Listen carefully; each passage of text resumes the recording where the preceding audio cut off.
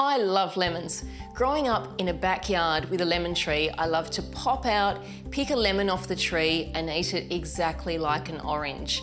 A little strange, I know, but delicious.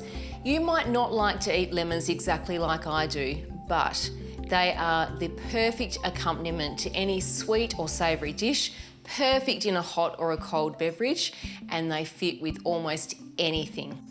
Lemons are full of vitamin C, a powerful antioxidant that is great for your skin and can also in some reduce the severity of a common cold.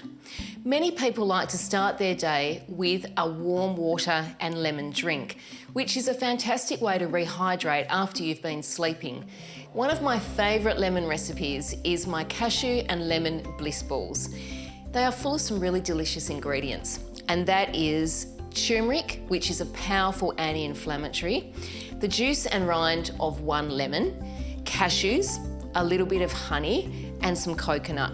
Whiz all of those ingredients together and you have these delicious balls, perfect for a snack anytime.